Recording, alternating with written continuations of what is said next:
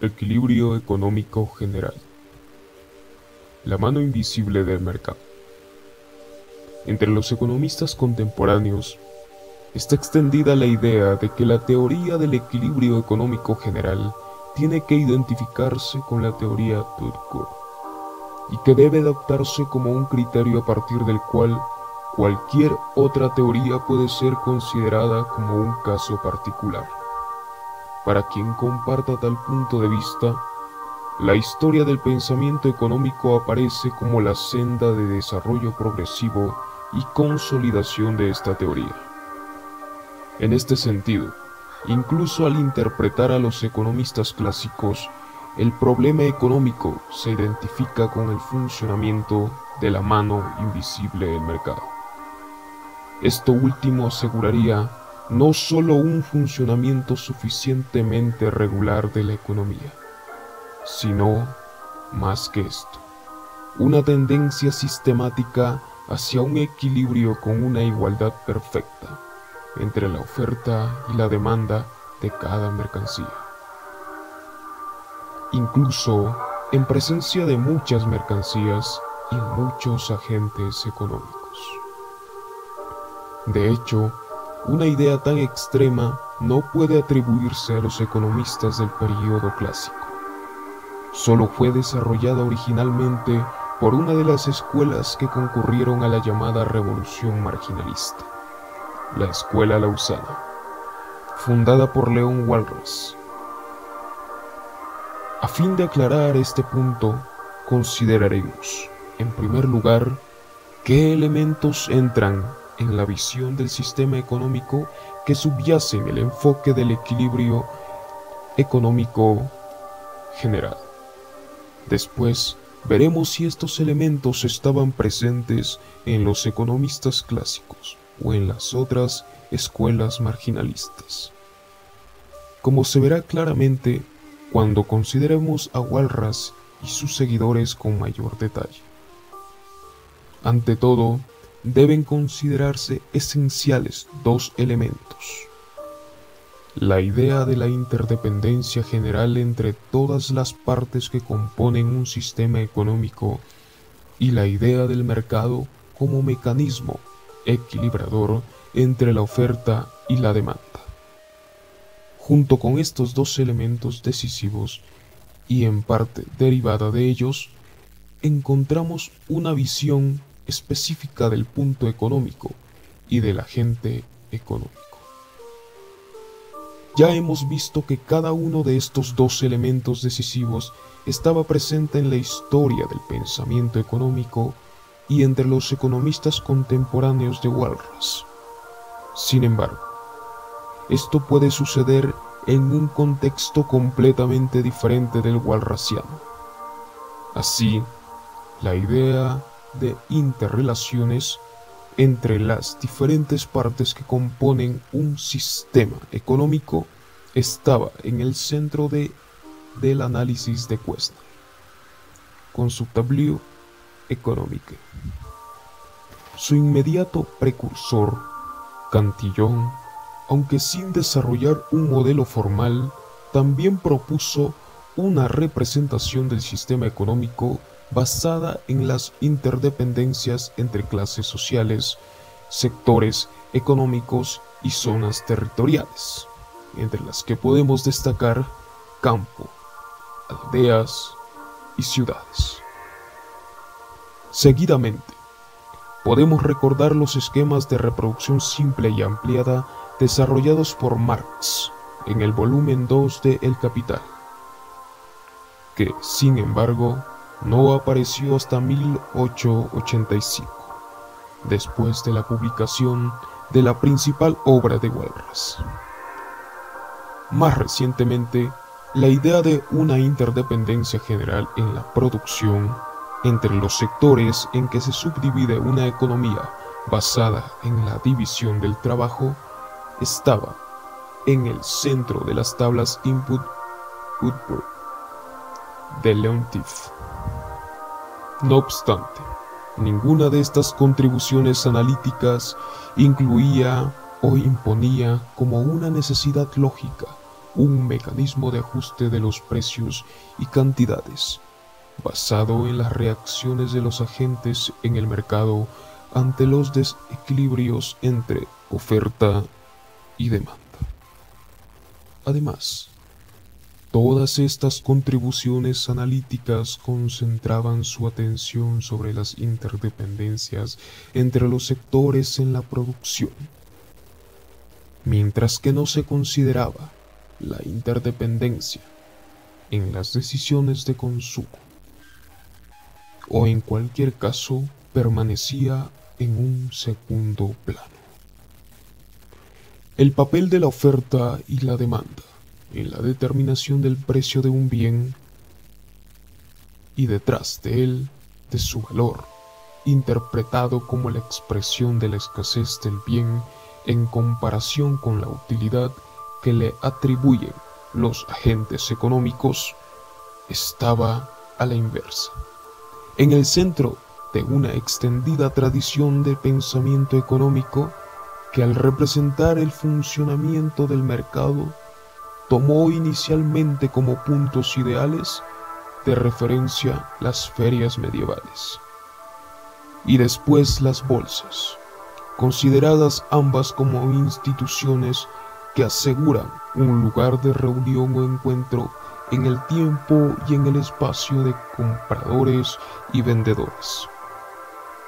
Sin embargo, nos costaría bastante encontrar en los escritores de Galiani una integración de los dos aspectos, que en su exposición permanecían separados.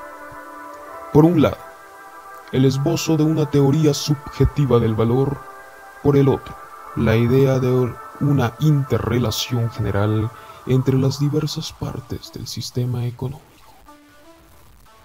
Análogamente, los economistas franceses Comte y Debye, unánimemente considerados como precursores del enfoque marginalista, pasaron por alto totalmente las interdependencias económicas, centrándose el uno en el equilibrio de la empresa y el otro en la valoración de las obras públicas.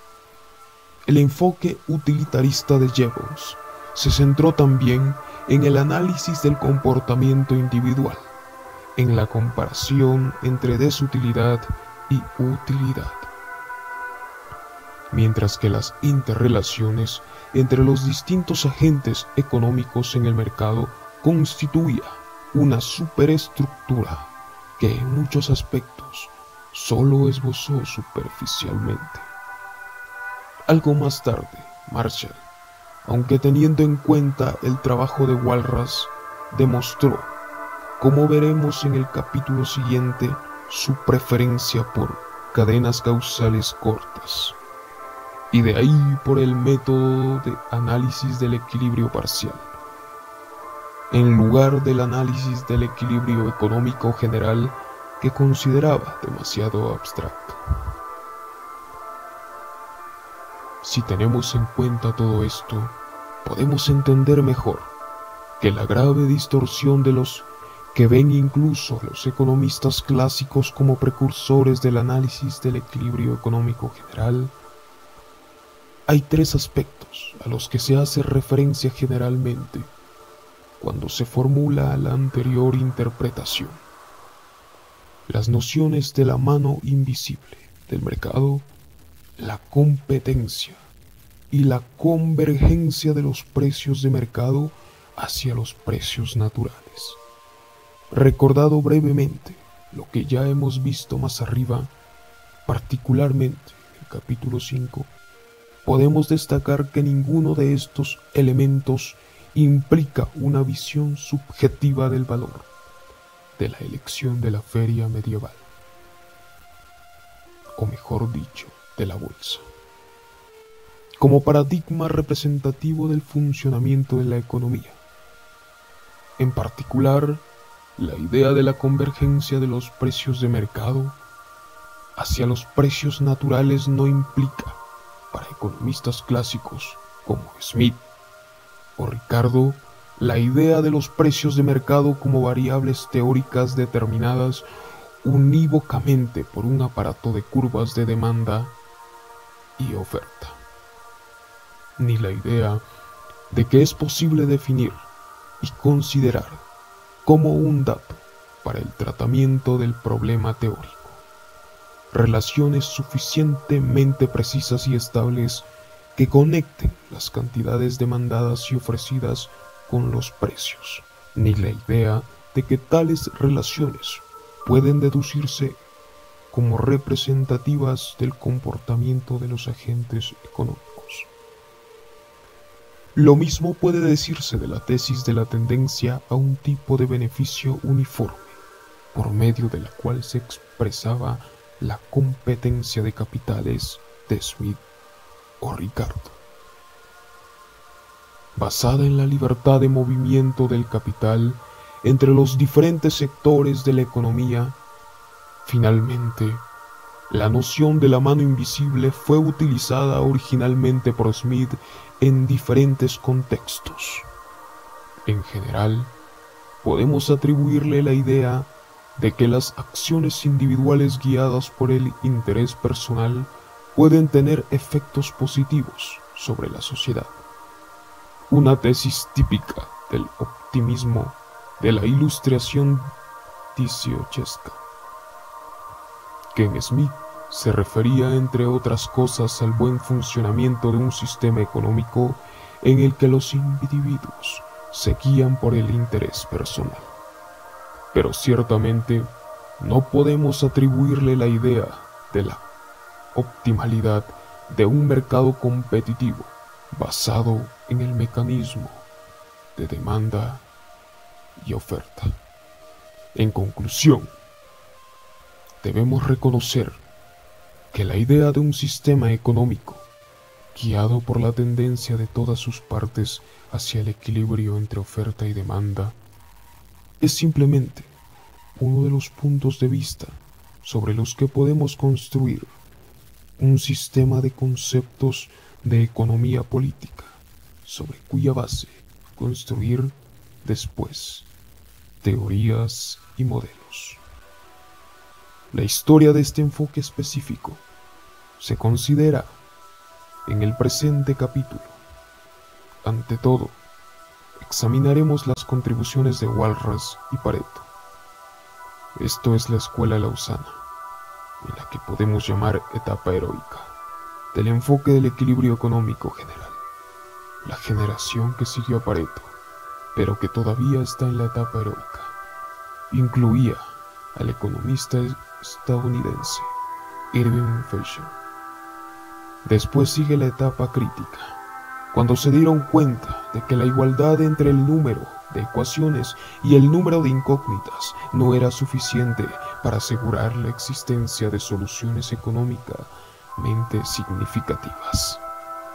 La redefinición del modelo analítico que tuvo lugar en esta etapa, brevemente ilustrada, implica una considerable reducción en el valor heurístico de la teoría del equilibrio económico general.